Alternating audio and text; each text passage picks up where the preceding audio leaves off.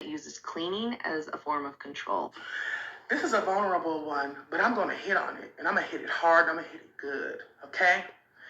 Black people, we need to understand something very important here. Epigenetically, we don't have the privilege of deploying these kinds of tactics in the process of rearing our children. I'm going to say that one more time. Epigenetically, we don't have the privilege of using chores, life skills, and basic responsibilities as a form of punishment. Because that experience and that choice to act out that form of punishment, right? Epigenetically is only associated with our ancestral subjugation and oppression, okay? So when white people exercise this, they are awakening a form of power within their epigenetics. When Black people use cleaning and chores as a form of punishment, we are activating an experience of subjugation within our epigenetics. It is just as damaging as beating your kids, if not more. Just as damaging. We don't have the privilege of using these kinds of tools to rear our children. We have to learn emotional intelligence. We have to learn communication. We have to learn how to be vulnerable and transparent in our homes. Because epigenetically, using this kind of punishment awakens the traits in our genes that connect to experiences that are inherently degrading for us on a genetic cellular level. Because our ancestors spent centuries being punished in this way.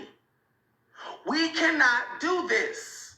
It's not about soft parenting. It's not about trying to raise privileged kids. It's not about spoiling your kids. You can't spoil a child. You can't spoil a child, okay? But we gotta really get this. When certain groups of people use certain forms of punishment on their children, it's not that it's not traumatic for their children, but makes one thing very clear, ancestrally and historically.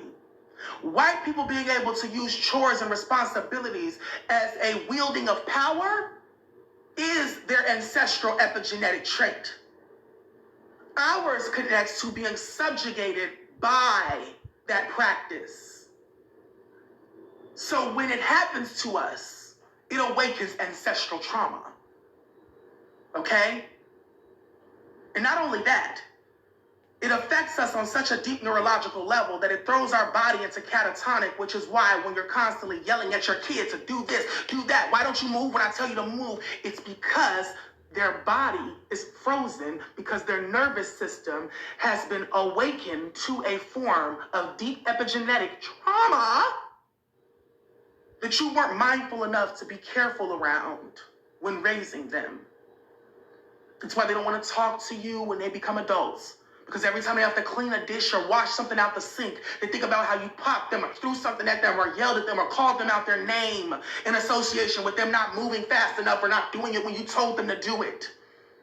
So then they can't maintain the life skills to take care of themselves, to establish healthy foundations to raise children and families in. It's a cycle. And you don't think that using cleaning and chores affects your children in that way. But for Black people particularly, yes. So please stop. Because we don't have the privilege of doing it. I'm sorry. Thank you.